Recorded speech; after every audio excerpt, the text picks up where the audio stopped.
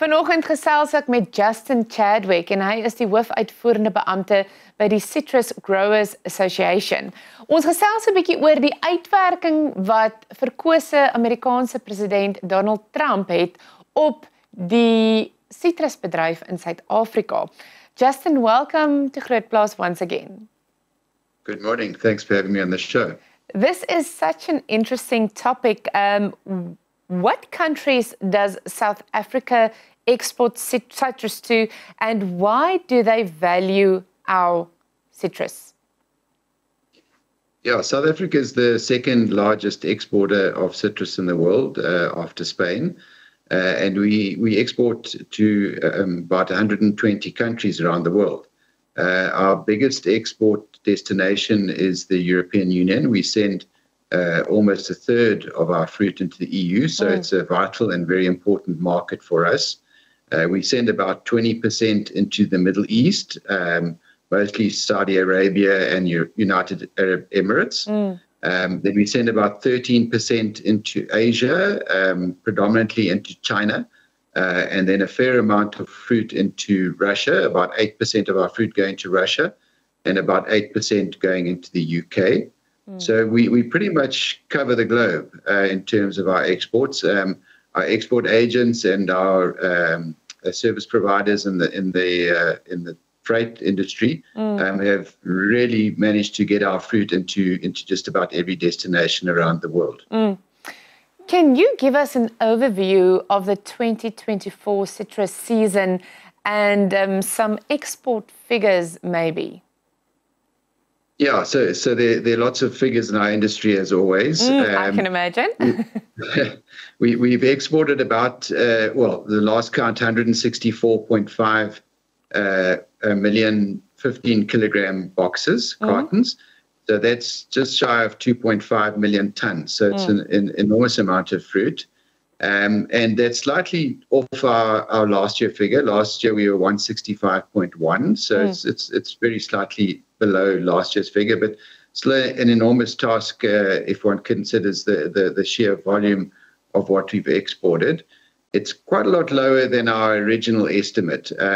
We have variety focus groups, and they met in March this year, as they do every year, to do the estimates for the forthcoming year. And when they met in March, they were very upbeat about the season and the fruit that was on the trees, etc. And they anticipated almost 182 million cartons. So you can see that's a lot lower than that original estimate. And there are a number of reasons for that, for the fact that we came out so much lower than the estimate. But there are a few products that actually increased compared to last year. So mandarins or easy peelers or soft citrus, as some people call it, actually increased in terms of export volumes. Navels also increased slightly, but the biggest downturn was in Valencia oranges, which came off a lot, and grapefruit. So both those categories were sizably lower than our initial estimates in March. Yeah. Why was there a slight decrease in citrus exports, and does it have something to do with the American elections? Not everything revolves around Donald Trump. I've been in the industry for 25 years now, and I can categorically state that it's been the most unusual year for us, and for very unusual reasons.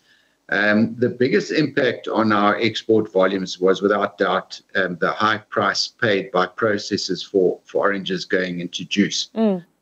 So just to explain the background behind that, Brazil is the biggest exporter of orange juice in the world. They export 70 to 75% of the world's orange juice.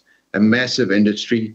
If you just Google orange juice tankers, you'll see the infrastructure they have for moving that orange juice around the world. And what happened in Brazil is that in about July this year, or even earlier, they announced that they were 24% down in terms of their orange export volumes or orange production volumes. Now, you must remember that they produced 20 million tons of oranges. So 24.8% down is a sizable amount of oranges now lost. And in addition to that, they had an off year for the last few years, and orange juice stocks had dropped to almost zero. So there was no additional orange juice available in the different storage tanks and in the vessels, etc. Yeah. So immediately that put a big, or meant that the orange juice futures increased dramatically. And in fact, if you were an investor and you put all your money into orange juice futures in February this year and you sold them now, you would make yourself an absolute fortune. Yeah. And as a result of that, the orange juice suppliers or buyers needed more orange juice from around the world. So everybody's really benefited from this.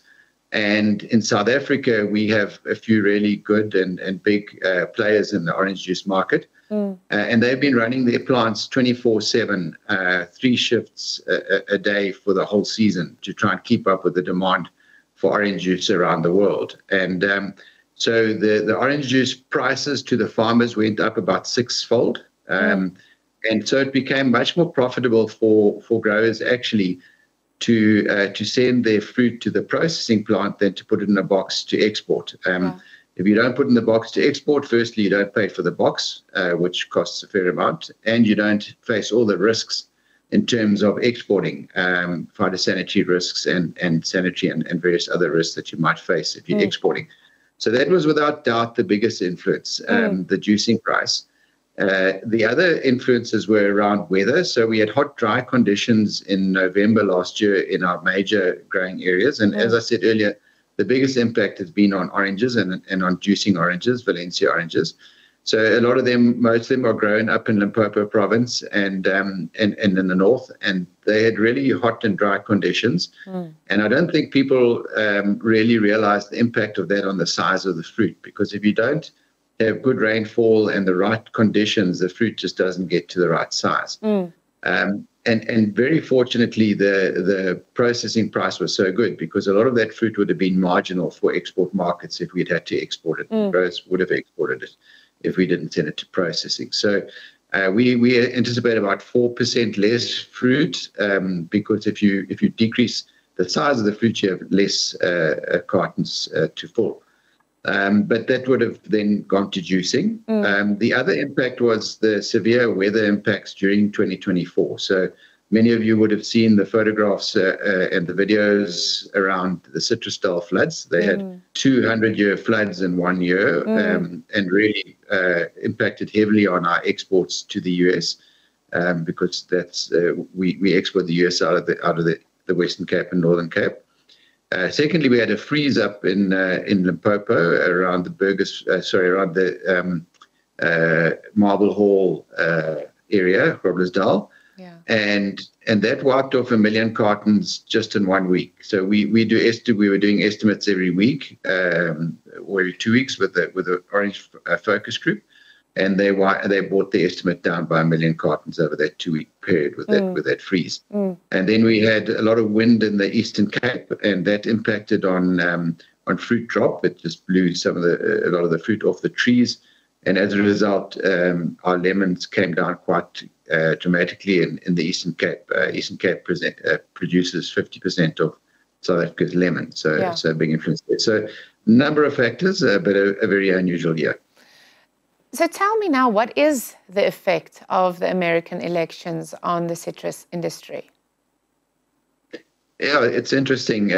One never knows, does one? I mean, one thing about the new president, or the president-elect, is that he is very unpredictable. So one isn't too sure. I mean, for sure, they will probably be transactional. In other words, if they're going to give any favors to any country, they're going to expect favors back.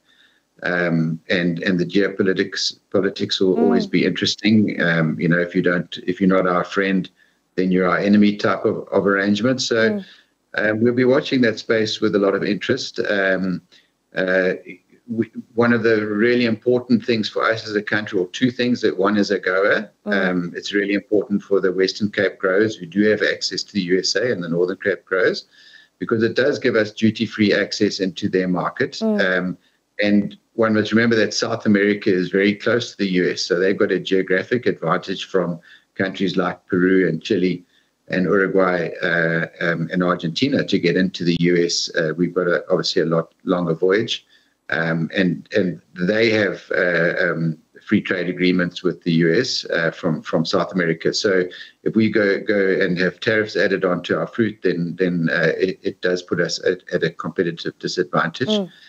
The second factor is around wider access to the USA. So as mentioned, we only have access from the Western Cape and Northern Cape, whereas we have really good potential mainly with our mandarins out of the Eastern Cape and up north, Burgersfort, Lydenburg area, where we grow really good quality late mandarins, and there's a big demand for that fruit at the time that we produce it. We must remember that we counter seasonal to the US. So, yes. When we come in with our fruit, their fruit's not on the market. So we don't compete with them at all. In fact, we complement their fruit. Yes. And we also bring about big job creation in the ports and in the supply chain in the US as well. So there's a lot of reasons why they should be enthusiastic about importing more South African citrus into the US. Yes. So we're hopeful that our government will engage with the new government in the US as soon as it happens. Obviously, we're losing Ambassador Brigady, who's been a great ally and a great friend to the citrus industry. I saw his resignation as a result of the elections, and obviously we'll have to build relations with the incoming ambassador. Yes. Tell me, are citrus growers concerned about logistics and port efficiency in South Africa? Yeah, the industry is due to grow. So we've got we did some estimates in 2022 that we'd grow by 100 million cartons up to 2032. Yeah.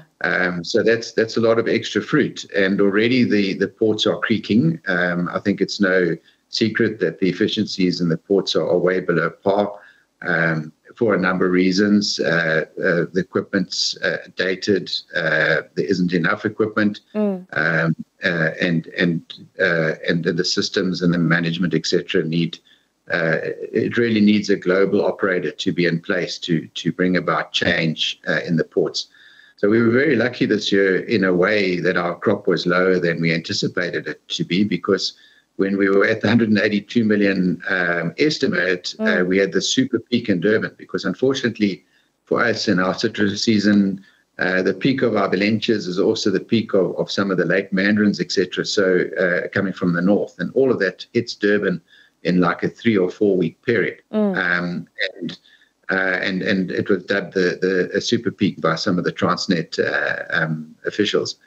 And we didn't have that. So we didn't really have a lot of big issues in Durban, although we did have some vessels delayed in Cape Town and PE, and unfortunately that meant that the end of our season was a bit of a debacle for some growers, because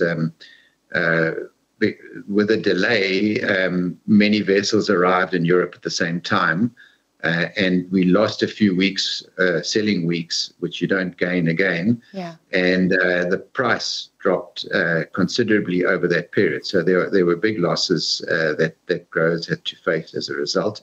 And really, we're going to be back at a big crop next year. And if the ports don't have some turnaround, we're going to have to really work to get that fruit through the port. So yes. Our belief is that the only real solution is private sector participation in the ports, and we were very disappointed that the ICTSI joint venture with Transnet hasn't been put in place yet. Because that's what we believe the answer is, private sector involvement in the ports to bring about global port management and operations. Yes. We've got a minute left. I just want to hear from you. What does the next decade look like for the citrus industry? I hope very positive. Exciting.